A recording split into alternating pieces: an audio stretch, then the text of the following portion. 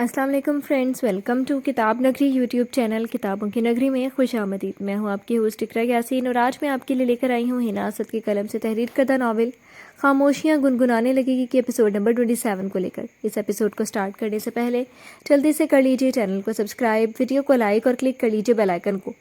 اب آتے ہیں ایپیسوڈ کی جانب۔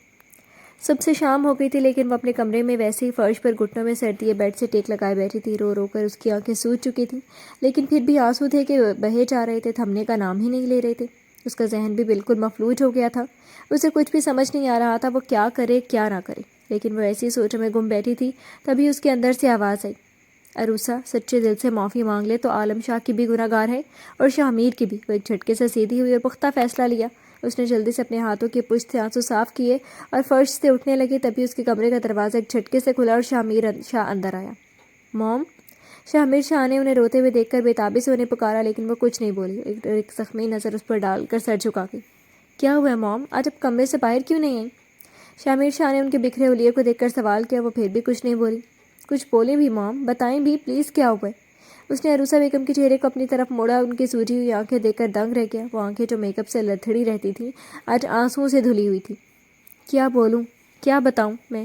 اپنی بدقسمتی میں نے خود اپنے ہاتھوں سے اپنی قسمت میں لکھی ہے اور کچھ نہیں، وہ بس اتنا ہی بولی تھی۔ اب ڈیڈ کی وجہ سے پریشان ہے؟ شاہ امیر نے پریشانی سے پوچھا۔ صرف تمہارے ڈیڈ کی گناہ گار نہیں، تمہاری بھی ہوں، وہ خلاؤں میں گھوٹتے ہوئے تلخی سے نمالودہ لہجے میں بولی۔ لیکن میری کیوں؟ اس نے حیرانی سے پوچھا۔ شاہ امیر، تمہاری اس حالت کی ذمہ دار میں ہوں۔ میں نے تمہیں جان بوجھ کر اس ریل ثانی پر فوقیت دی، تمہارے بیجا لاڈ اٹھائے، جس برے کام سے تمہیں روکنا ٹوکنا چاہیے تھا تمہیں کھلے عام اجازت دی، وہ کرنے کے لیے تمہاری عادتیں بگاڑنے میں سراسر میرا ہاتھ ہے۔ میں چاہتی تھی کہ تم خراب ہو جاؤ، مجھ سے برداشت نہیں ہوتا تھا اپنی سوکن کا بچہ، تمہیں ہنستا کھیلتا دیکھ کر میرے سینے میں حسد کی آگ بھڑک جاتی، اسی لیے تمہیں ایسا بنا دیا۔ آج وہ اپنی ایک ایک کرنی کا حساب و بیان خود ہی دے رہی تھی۔ شاہ امیر سن سا کھڑا رہا، پھر کچھ دیر بعد ان کے کمرے سے نکل کر دروازہ دھاڑ کی آواز سے بند کر گیا۔ اسے شدید قسم کا جھٹکا لگا، آخر وہ اس کی آئیڈیل موم تھی جس نے اسے کبھی سگی ماں کی کمی بھی محسوس نہ ہونے نہ دی تھی۔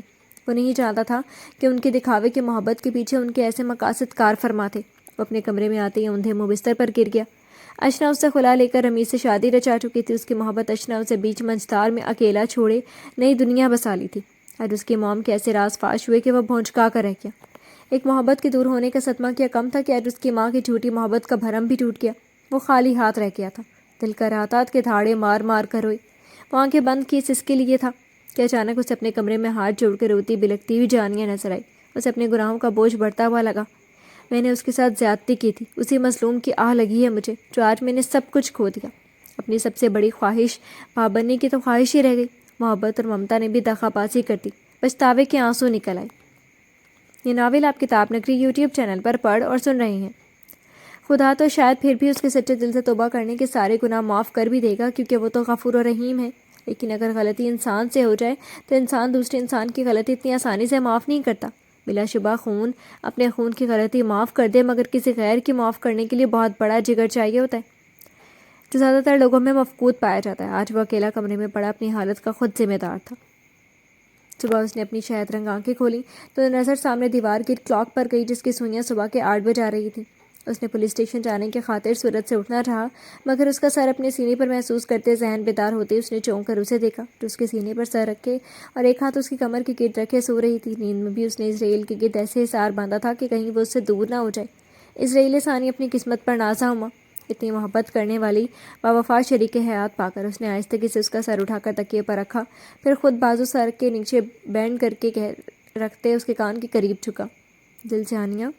وقت کا احساس کرتے اس نے اس کا گال تھپتھپاتے ہوئے پیار سے پکارا، مگر وہ ٹس سے مس نہ ہوئی۔ اسے پرسکون سوتے دیکھ کر اس کے منہ چھتلیاں نابل اب مسکرائے۔ اس نے جانے پہ کمفرٹر درست کیا، پھر بنا آواز کے اپنی جگہ سے اٹھ کر کبرڈ سے یونیفارم لیا واش روم کی طرف بڑھ گیا۔ کچھ دیر بعد وہ فریش سا باہر آیا اور نظر بیڈ پہ ڈالی تو وہ ہنوز ویسے ہی سوئی ہوئی تھی جیسا وہ چھوڑ کر گیا تھا۔ لفی میں ساری لاتے مدھم سا ہنستے ہوئے آئینے کے سامنے کھڑا اپنے بالوں میں برش پھیر کر کیپ پہنی اور پھر اس نے خود پر اپنے مخصوص پرفیوم کا چھڑکاؤ کیا۔ اب اس کا رخ بیڈ کی طرف تھا۔ دل جانیہ سویٹ، گڈ مارننگ، اپنے مجاز خدا کو اور بغیر ناشتہ کیے بھیجنا ہے؟ اس نے جانیہ کی شانے سے ہلاتے دوبارہ اپنی ایسی کوشش کی جس پر وہ کسمساتے ہوئے رخ بدل گئی۔ اب اس کا چہرہ بالکل سامنے تھا۔ اس نے جانیہ کی گال پر لب رکھے اس کی مونچھوں کی چبھن سے کسمسائی۔ جانیہ اٹھ جاؤ اب، ورنہ میں نے پھر سے سو جانا ہے۔ تم چاہتی ہو کہ میں پھر سے سوؤں؟ اس نے تھوڑی اونچی آواز میں کہا۔ سونے دینا ثانی جی پلیز، بس 5 منٹ۔ مندی مندی آنکھیں کھولتے ہوئے اسے جواب دیا اور اس کے گال کے ڈمپل کو اپنے پوروں سے چھو کر محسوس کیا۔ اس کی گلاب پنکھڑیوں پہ مدھم سے مسکان پھیلی۔ اس نے گہرا سانس ہوا کے سپرد کیا اور 5 منٹ کے گزرنے کا انتظار کرنے لگا۔ وہ سوتے میں کتنی پیاری لگی اسے۔ اس نے اپنے لب اس کی شہرک پہ رگڑے تو مونچھوں کی چبھن سے جھلا کر اٹھی۔ ہائے اللہ! پٹ سے آنکھیں کھلیں۔ وہ اپنا طریقہ کامیاب ہوتے دیکھ کر مبہم سا مسکرایا۔ اس کا بکھرا ہوا سراپا دیکھ کر وہ ایک بار پھر سے بہک کر منمانیوں پر اتر آیا تھا۔ چانیہ نے دونوں ہاتھ اس کے کندھے پر رکھ کر اسے دور کرنا چاہا، جس پر اس نے مسکراتے ہوئے اپنا حصار مزید تنگ کیا اور والہانہ نگاہیں اس کے چہرے پہ ٹکاتے اس کے چہرے کے ایک نقوش کو اپنے لبوں سے چھوا۔ وہ اسے دوبارہ رات والی حالت میں آتا دیکھ کر پریشانی سے لب دانتوں تلے دبا گئی۔ کس بات کا شرمانیہ دل جانیہ؟ اب تو ہماری روحیں بھی ایک دوسرے سے آشنا ہو گئی ہیں، وہ زمانی انداز میں بولا۔ جانیہ خود میں سمٹ کر رہ گئی اس کی بات کا مطلب سمجھ آنے پر۔ اٹھنے دینا، وہ آپ کو ناشتہ نہیں چاہیے؟ اس نے کچھ جھجکتے ہوئے کہا تھا۔ دوسرے ناشتے کی اب ضرورت نہیں رہی، یہی کافی۔ آنکھوں میں شرارت لیے وہ پھر سے اپنا چہرہ اس کی گردن میں چھپا گیا، اس کی گیسوؤں سے پھوٹتی مہک کو سانسوں میں اتارنے لگا۔ نہیں ثانی جی پلیز، اسے رات والے موڈ میں آتے دیکھ کر وہ منمنائی۔ چلو جلدی سے فریش ہو کر آؤ۔ وہ اس کی پیشانی پہ محبت بھرا لمس چھوڑتا ہوا پیچھے ہوا۔ بھاگنے کے انداز میں واش روم میں بند ہوئی تھی۔ اس کی جلد بازی پر وہ کہکا لگا اٹھا۔ یہ ناول آپ کتاب نگری یوٹیوب چینل پر پڑھ اور سن رہے ہیں۔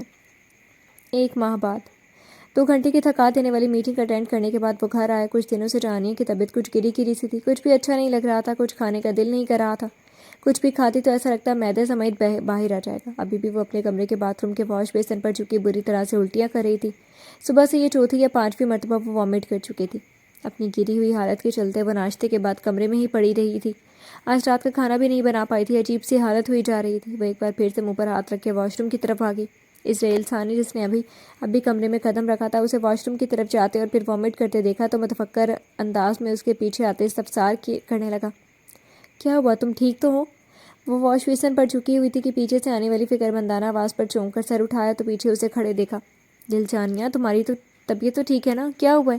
وہ اب فکر مندی سے اسے دیکھ رہا تھا، جو چہرے پر پانی کی چھینٹیں مارتی خود بھی اپنی حالت سے انجان تھی۔ جی میں بالکل ٹھیک ہوں، بس طبیعت کچھ عجیب سی ہو رہی تھی صبح سے۔ ٹاول سے اپنا چہرہ صاف کرتی وہ اس کی طرف مڑی، جو جانچتی ہوئی نظروں سے اسے دیکھ رہا تھا۔ آپ کب آئے؟ وہ بات بدلنے کو بولی کہ اس کا دھیان بڑھ جائے۔ بس ابھی آیا تھا۔ تمہاری طبیعت کو کیا ہوا ہے؟ وہ ابھی بھی اس بات پر تھا۔ کچھ نہیں ہوا، بس معمولی سی الٹیاں ہو رہی ہیں۔ اس کی پریشانی کو دور کرنے کی کوشش کرتی وہ دھیرے دھیرے چلتی بیڈ پر آ کر بیٹھ کے اچانک اسے کمزوری کا احساس ہونے لگا اور آنکھوں کے سامنے اندھیرا چھانے لگا۔ الٹیاں ہو رہی ہیں اور چکر آ رہے ہیں؟ وہ اسے پیشانی مسلتے دیکھ کر پریشانی سے اس کی طرف جھکا۔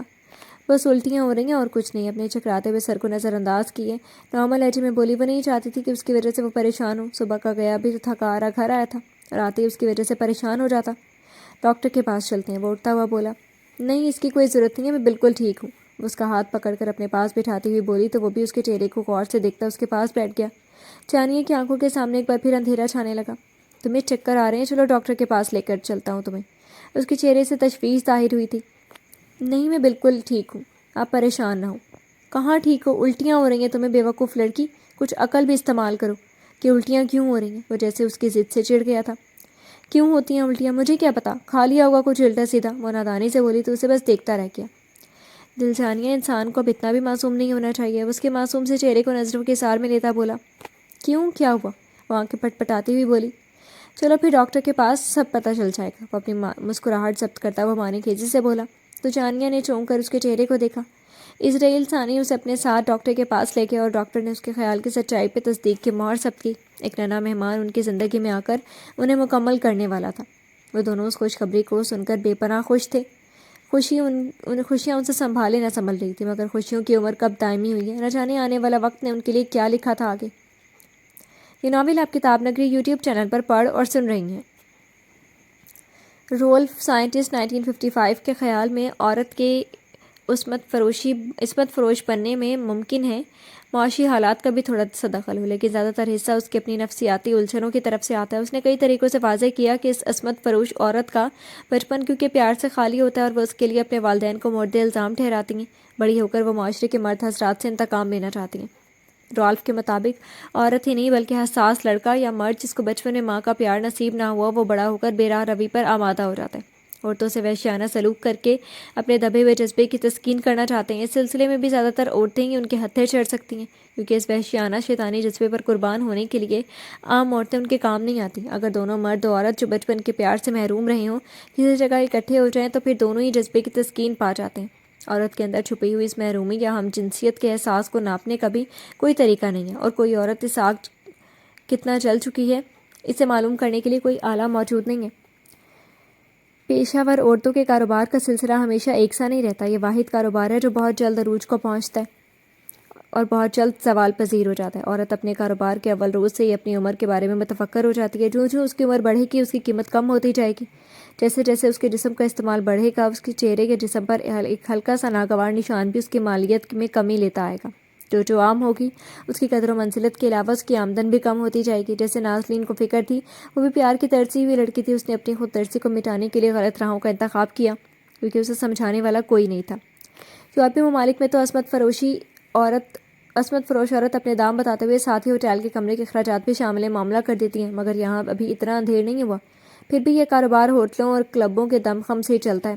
روزنامہ جنگ کی شہ سرخی تھی، لاہور کے ایک ہوٹل سے 9 عورتیں اور 17 مرد فحاشی کے الزام میں گرفتار، انتظامیہ ملوث ہے، اس کے خلاف کارروائی کی جا رہی ہے۔ ریکارڈ قبضے میں لے لیا گیا، پولیس کا موقف۔ آدھی رات کو پولیس نے ہوٹل کو گھیراؤ کر لیا، یہ شراب کی بوتلیں اور انگریزی فلمیں قبضے میں لے لی گئی۔ یہ تھی شہ سرخی۔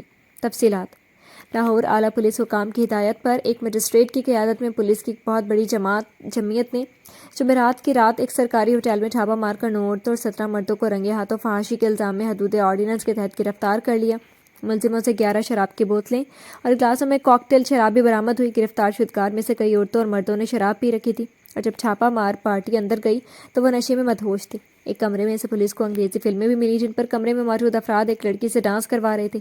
پولیس کے مطابق ہوٹل انتظامیہ بھی اس میں ملوث ہے اور اس کے خلاف بھی فحاشی کرانے کے الزام کے تحت کارروائی کی جا رہی ہے۔ یہاں یہ امر قابل ذکر ہے کہ ہوٹل میں گزشتہ 1 ماہ کے دوران یہ دوسرا چھاپہ ہے۔ قبل ازیں یہاں سے پولیس نے شراب برآمد کر کے ہوٹل کے بار کے انتظام انچارج کو گرفتار کیا تھا، جو حال ہی میں ضمانت پر رہا ہوا تھا۔ پولیس نے عورتوں کے تلاشی کے دوران عصمت فروشی کے لیے حاصل کیے گئے 1000 روپے بھی برآمد کر لیے۔ گرفتاری کے دوران ایک ادھیڑ عمر شخص نے پولیس کو دیکھ کر کھڑکی سے چھلانگ لگا کر خودکشی کرنے کی کوشش کی، مگر کمرے میں موجود فحاشی کے لیے لائی گئی لڑکی نے اسے پکڑ لیا، جس نے اسے مارنا شروع کر دیا۔ عورتوں اور مردوں نے شراب پی رکھی تھی۔ انہوں نے بتایا گرفتاری کے وقت کے ہوٹل کے بیرے منہ مانگے دام وصول کر کے شراب اور عورت فراہم کرتے تھے، جس کے لیے انہوں نے بعض دلالوں سے رابطہ قائم کر رکھا تھا، جن میں سے ایک مبینہ بلال جیدی جو کہ فرار ہو گیا تھا۔ ایک لڑکی ماجبی جس کا تعلق میاں والی سے ہے، پولیس کو بتایا کہ وہ BA پاس کر چکی ہے اور ایئر ہوسٹس بننے کے لیے لاہور آئی تھی۔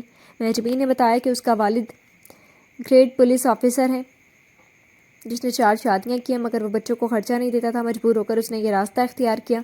مانیہ لڑکی وہ 2 روز قبل کراچی سے لاہور آئی تھی اور 2000 روپے میں بک گئی تھی۔ ناز نے بتایا کہ 6 ماہ سے ہوٹل میں ایک دلال جیدی کے ذریعے جسم فروشی کے لیے آ رہی تھی اور پکڑی گئی۔ ان پکڑی جانے والی لڑکیوں میں نازلی بھی شامل تھی۔ گرفتار شدگان کے خلاف آرڈیننس کے تحت مقدمات درج کر لیے گئے۔ گرفتار شدگان میں صنعت کار، دکاندار، تاجر، سرکاری ملازم اور دوسرے لوگ بھی شامل ہیں۔ آج نازلی باقی لڑکیوں کے ساتھ جیل کی سلاخوں کے پیچھے اپنی سزا کاٹ رہی تھی۔ جس طرح اللہ تعالیٰ کسی کو زبردستی ہدایت نہیں دیتا، بالکل اسی طرح گمراہ بھی نہیں کرتا، بلکہ سب سے پہلے غافلوں اور گناہ گاروں کو بذریعہ پیغمبر ان کے نام اعمال پر متنبہ کرتا ہے۔ ایسا نہیں ہے کہ ایسے لوگوں کو 1 یا 2 بار نصیحت کرنے اور اس کو قبول نہ کرنے کے نتیجے میں ان کے دلوں پر اسی وقت مہر ثبت کر دیتا ہے، بلکہ ایک خاص مدت تک ان کو اپنے آپ کی اصلاح کرنے کا پورا موقع فراہم کرتا ہے۔ اسلامی اصول و قوانین کو جاننے کے بعد بھی آپ غلط روش اختیار کریں یا خدا کے بتائے گئے اصول اور حدود سے تجاوز کریں تو آپ کا انجام دنیا اور آخرت دونوں میں غضبناک ہوگا۔ جو انسان سب جاننے کے باوجود بھی حق بات کو قبول کرنے اور اپنے سابقہ غلط روش کو بدلنے کے بجائے اسی پر جمے رہیں تو اللہ تعالیٰ ایسے غافل لوگوں کو گمراہ کر دیتا ہے۔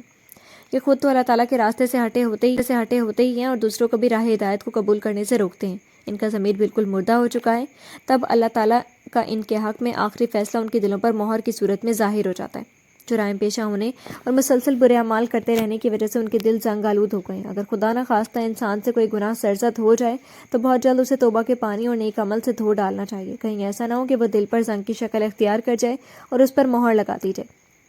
کوئی بندہ مومن ایسا نہیں ہے جس کے دل میں ایک وسیع سفید اور چمکدار نقطہ نہ ہو۔ جب اس سے گناہ سرزد ہو جاتا ہے تو اس نقطہ سفید کے درمیان ایک سیاہ نقطہ پیدا ہو جاتا ہے۔ اب اگر توبہ کر لے تو وہ سیاہی برطرف ہو جاتی ہے، اور اگر مسلسل گناہ کرتا رہے تو سیاہی پھیلتی جاتی ہے۔ یہاں تک کہ وہ تمام سفیدی پر محیط ہو جاتی ہے، اور جب سفیدی بالکل ختم ہو جائے تو پھر ایسے دل والا کبھی بھی خیر و برکت کی طرف نہیں پلٹ سکتا، جیسے نازلی کے ساتھ ہوا۔